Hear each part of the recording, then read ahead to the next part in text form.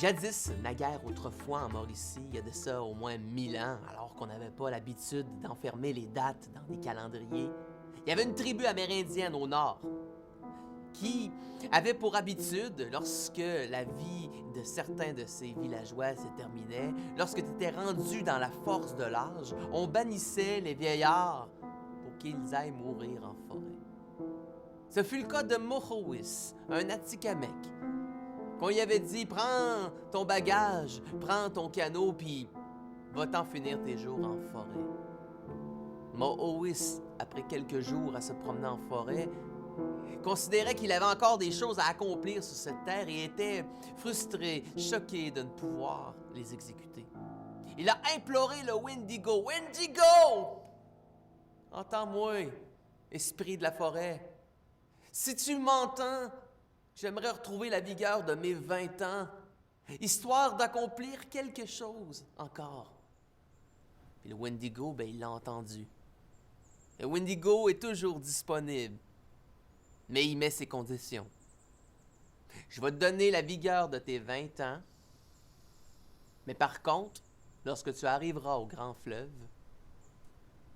ta vie me reviendra. Parce que le Wendigo, il avait donné la consigne que lorsque tu te lèveras demain matin, tu prends ton canot, tu prends tes bagages, tu les mets dans... et tu t'orientes France-Sud. Une rivière s'ouvrira sur ton canot. Fait que Mohowis, ce soir-là, il a très bien dormi. Ah, il s'était couché, heureux. Il allait retrouver la vigueur de ses 20 ans. Une nuit réparatrice, où on aurait l'impression qu'il reprenait toutes ses forces, son énergie, son bonheur. Et lorsqu'il s'est levé le lendemain matin, il avait retrouvé la force de ses 20 ans. Ses mains n'étaient plus pleines de rides, il avait repris de l'énergie, il n'était plus fatigué. Il a pris son canot comme le Wendigo lui avait dit. Il a pris ses bagages, il s'est dirigé France-Sud et une rivière est apparue sur son canot lorsqu'il a planté le premier coup d'aviron. Une rivière qui l'a transporté dans la forêt. Pendant une journée de temps, il ne s'est même pas arrêté. Il a avironné toute une journée, tellement fier, tellement heureux d'avoir retrouvé la force de ses 20 ans, ne voyant même pas le temps passer. Lorsque la journée s'est terminée, il fallait bien arrêter un petit peu pour la nuit. Donc il s'est étendu dans son canot, a laissé là l'eau s'accumuler. Il ne redoutait pas que pendant toute la nuit, l'eau s'accumulerait en dessous de son canot, s'élèverait dans les airs. Lui, il dormait. Il dormait dans la nuit noire et blanche. Il dormait.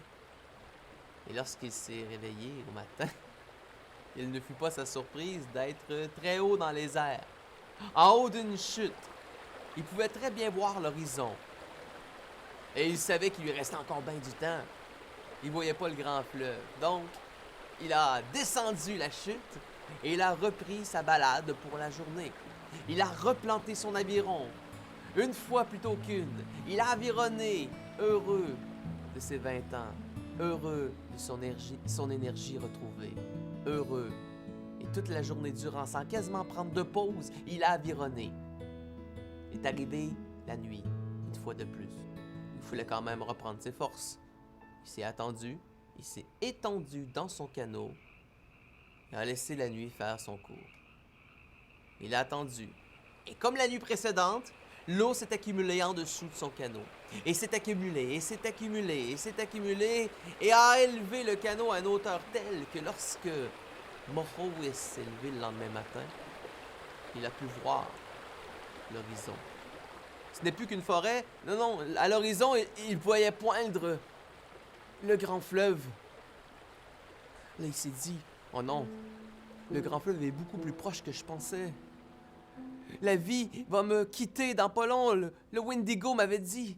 Oh, et là, il s'est dit qu'il fallait qu'il trouve du temps et il fallait qu'il rallonge son parcours. Donc, cette journée-là, plutôt que d'avironner en ligne droite, il a décidé de faire quelques allers-retours entre l'est et l'ouest, de gauche à droite. Et il s'est mis à avironner en faisant un parcours sinueux, espérant ainsi rallonger son parcours d'une journée, de 2 journées, de quelques heures.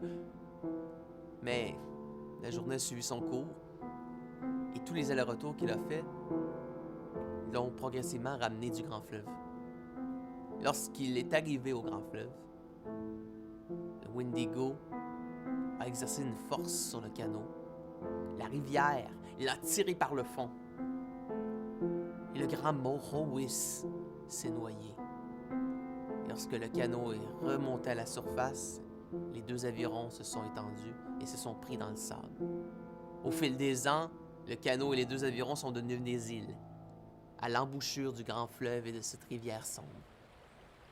Cette rivière, aujourd'hui, a porté beaucoup de noms, mais on l'appelle maintenant la rivière Saint-Maurice. Et c'est ce qui explique pourquoi elle est si sinueuse et radouteuse, qu'elle a beaucoup de paliers, beaucoup de chutes. C'est une rivière aux 1000 secrets, aux 1000 mystères.